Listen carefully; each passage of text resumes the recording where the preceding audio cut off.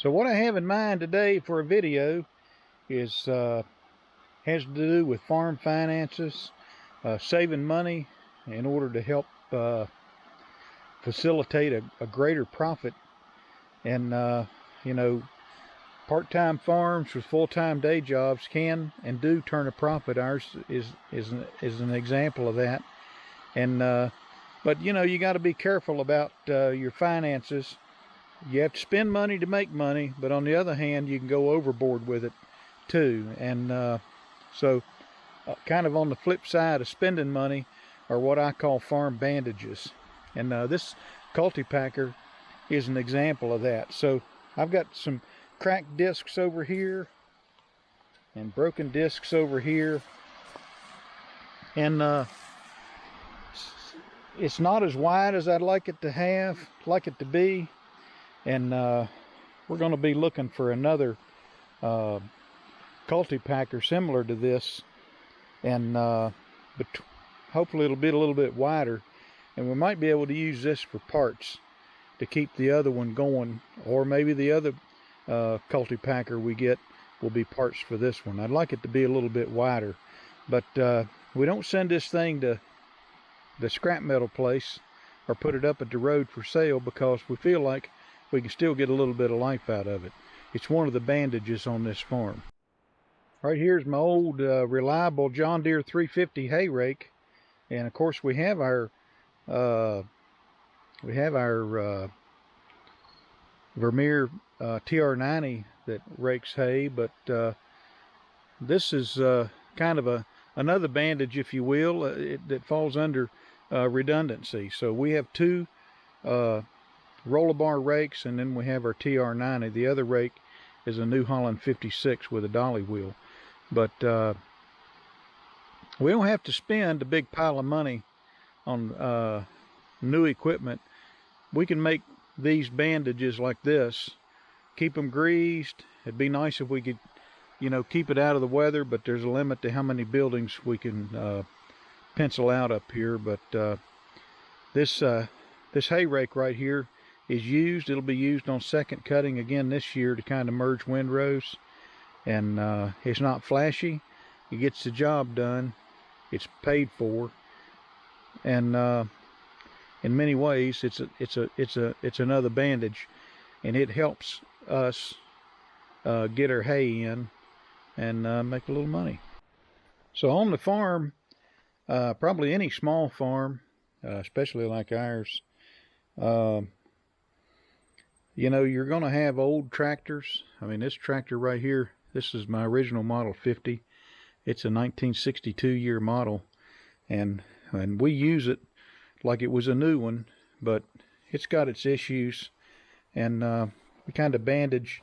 This year we've kind of bandaged it to kind of keep us going, and it's not charging, and I want to convert it to a not a generator, but an alternator setup, and might get to that this year. But in the meantime, I've got a Harbor Freight trickle charger battery maintainer, and so I've got it on the battery, and when I come out here it starts every time. And you know, there's enough charge on the battery that we can start and stop it all day long. We're not putting a bazillion hours on this tractor, but this bandage keeps us going so we can add to our bottom line.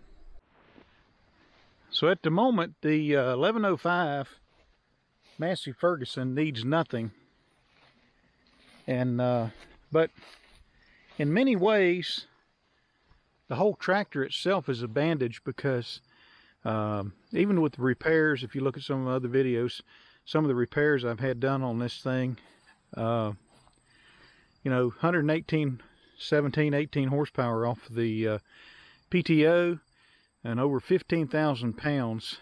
This tractor is what we need on that hill to bring kicker wagons down, but it's also what we need in front of our Krone mower conditioner. And so how does this fall under being a bandage? Well,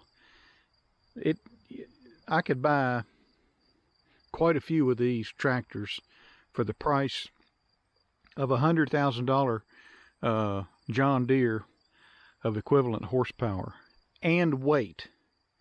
And the price would probably be more. And the funny thing is, this thing goes forward and backwards just like they do. It's got a PTO on the back, just like those tractors do. It's got a 3-point hitch with a quick lift. It's got hydraulics. It's got air conditioning, power steering, and we don't have a computer on it. There's no emissions.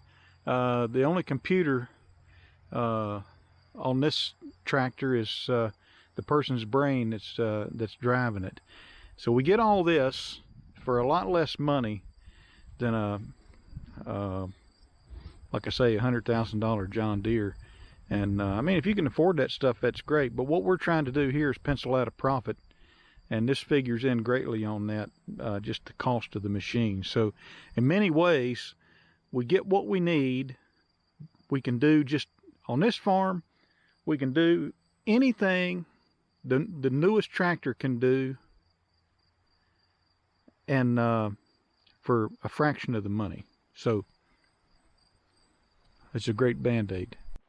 I've got my New Holland 68, my New Holland 156 out here, and it's got a little problem with the gear on that side of that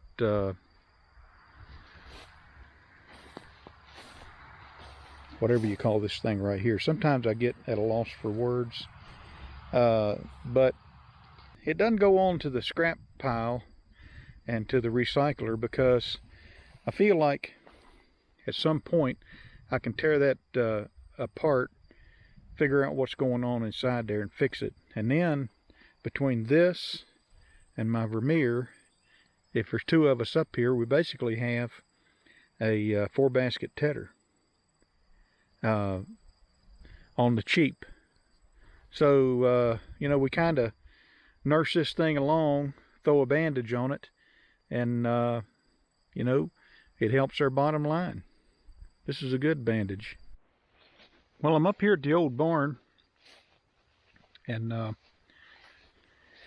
it's about ready to fall down.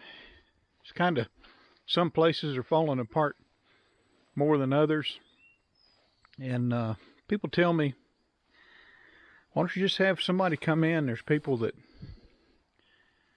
will take these old barns and they'll pay you good money for them to take them down.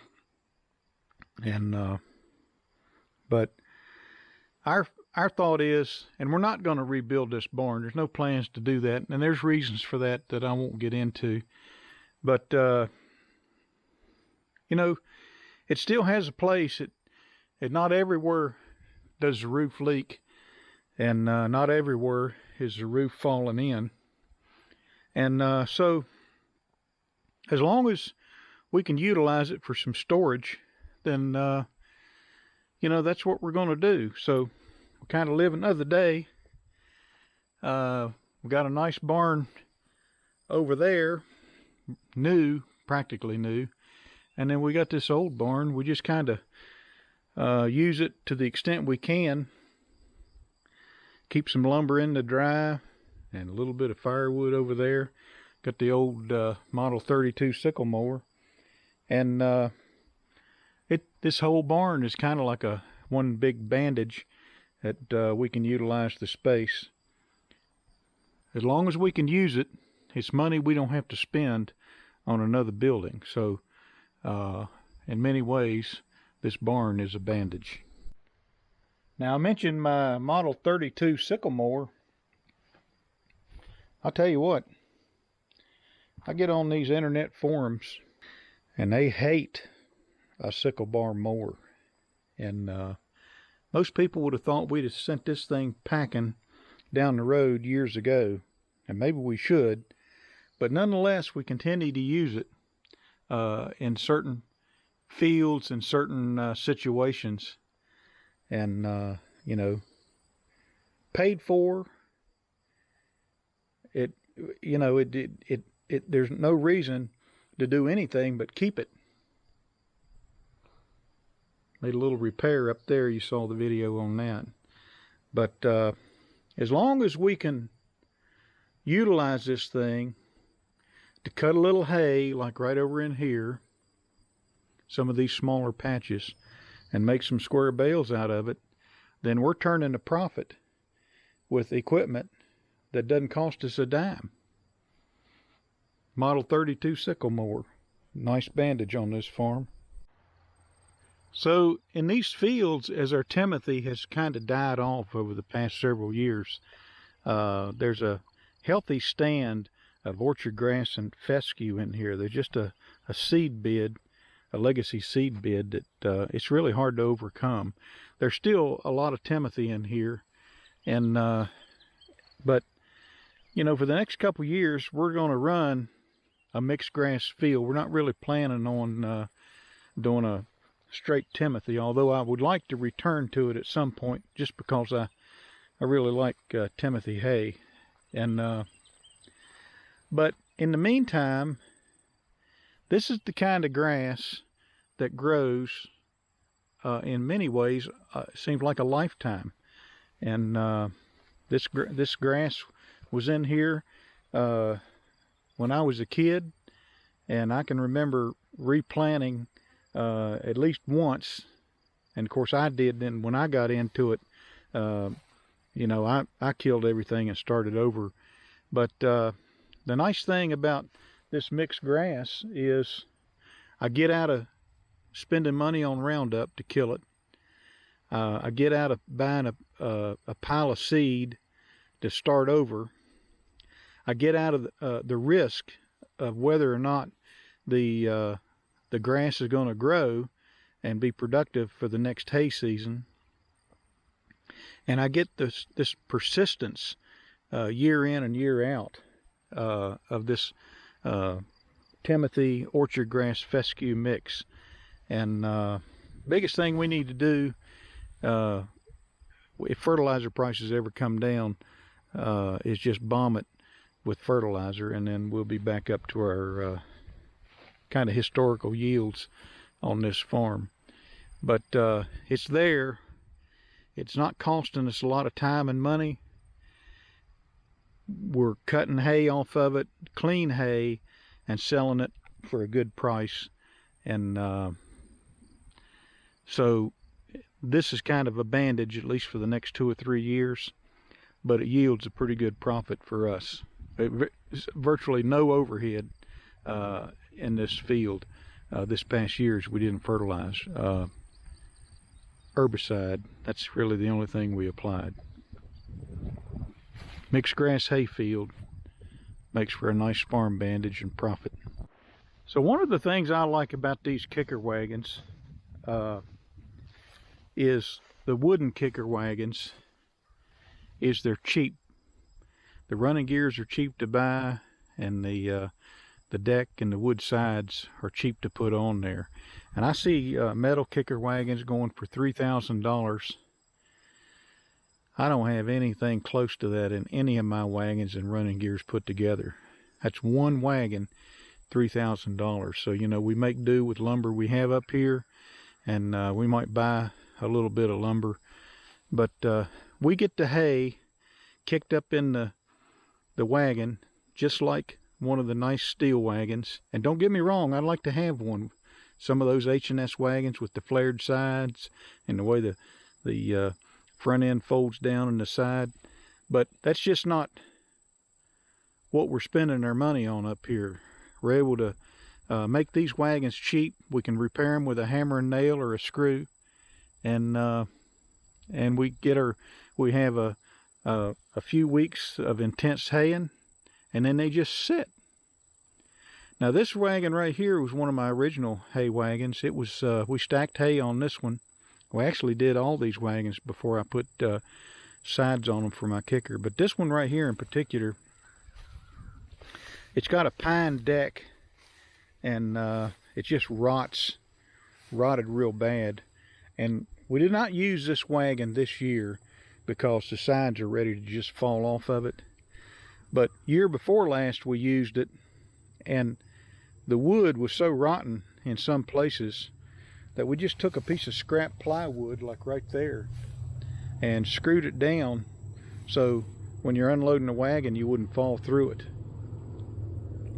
That little repair right there and that brace got this wagon in the field, and we were able to keep going baling hay, keep going baling hay with it. So these motorcycles that come through here, man, they make a big racket. I don't know if you can hear that. Sometimes it seems like there's 50 of them. But anyway, wood wagons save a lot of money. Little bandages like that let us keep going when we need it the most. And it doesn't cost an arm and a leg. We don't need a welder. We just find an old piece of plywood, screw it down, and go bale hay. So in many ways, these kicker wagons are a nice bandage, money-making, money-saving bandage on this farm. So I'm not even going to venture out to that stuff. You can kind of get the drift of where I'm going with this video. But people ask me, why did you need another Model 50 with a loader on it? How come you needed another Model 50? I mean, this is a 1962 year model, just like my other one. People ask me, why don't you just get a loader for this John Deere 5055D? I mean, you see them on these tractors all the time. In fact, my brother's got a John Deere similar to this that's got a loader on it. So why not just spend your money on a loader and put it on this and be done with it? So the answer is, this whole tractor, including the loader, which is fully functional, costs less than a loader for the John Deere. I got a loader and a tractor for thousands of dollars less than what I could have put a loader on the John Deere. And so it's advantageous to have the John Deere on the square baler. And when we get the round baler going, we're probably going to put it on the 1105 Massey. So it's nice to have another tractor. We don't have to, let's say we had a loader on the John Deere. It's nice to know that we don't have to unhook the baler. The purpose of this loader is to pick up round bales. And so we don't have to unload that loader and unload. We don't have to unhook the baler so we can use the loader to pick up round bales. It's been a long day. All we got to do is get a spear rigged up on this bucket, and we're only doing 4x4 round bales. So this should do the trick nicely and on the cheap. This bandage will make us money, but it also saves us a lot of money too. So speaking of round balers and the front end loader, I got a friend of mine, they were getting out of the haying for themselves and selling some hay, and I picked up this John Deere 335. It needs some work. We'll take care of that over the winter. But people tell me, why'd you get a string tie? Why didn't you get net wrap? There's no monitor on this round baler. It's a hydraulic tie. It's not electric tie. The monitor is your eyeballs and brain watching this thing do its thing. But the price was good, and it makes I'm told that these 335s make a really good, tight 4x4 round bale. And that's what our customers want. And they want a 4x4 for their horses, and they want string tie. They don't want to deal with net. But we got into this because I feel like it's going to be a really good baler. The guy I bought it off of, I trust him as long as the day is, but it does have a few things I need to fix. It's not ready for the field. I'm not ready to cut a field of hay and bale up with this baler, but Between the Massey Ferguson out there with the loader and this round baler, it gets us in the round bale business on the cheap. So we kind of apply a bandage to get into the round bales, and if it pans out and we can develop a market with a higher margin, then we might upgrade. But for right now, this baler and that Massey Ferguson 50 out there with the loader are a bandage we need on this farm to make round bales and do it and pencil out a profit. So the last piece I'll talk about here on this farm is my McCormick Farmall 350 gas from International Harvester. And people ask me, well, why do you need a tractor like this? It doesn't even have a 3-point hitch. It's got this goofy fast hitch on it. Well, the fact is we need a gasoline tractor on this farm in the wintertime. Cold starts. I don't like to get into wet stacking on the diesel tractors. I don't like the cold starts on them. And this tractor right here just fires off. It doesn't matter how cold it is, being a gasoline tractor. And you know, it's easy to drive. It's with the narrow front end. It's very nimble. And we used this thing all winter last year doing chores around this farm. As to this goofy fast hitch, this has been one of the more handy things because I can back up to an implement like that round baler or my hay bind. I can lower it back into the clevis, put a pin in it, raise it up. I don't even have to crank the jack stand up. I just lift this thing up and I can move it around wherever. And we used it hauling on I've got a video called the P. Buckley Moss hay wagon. We used that thing a bunch this year on this thing, cleaning up around the farm and just moving the equipment around. This thing was a fraction of the price of a diesel tractor, and I got a really good deal on it. So it's kind of a bandage, but it gets the job done, makes us some money, saves us some money. So I could go on and on about some of the bandages on this farm, but I'm about to run out of space on my card on this camera. So let me just kind of wind it down and just say, you know, if you got a farm, there's a place for new equipment and there's a place for old equipment. And sometimes you got to apply a bandage to them to get them to make it through the season, or maybe make it through their whole life. But small farms and bandages go hand in hand. Hope you enjoyed the video. Subscribe, comment. We'll talk to you later.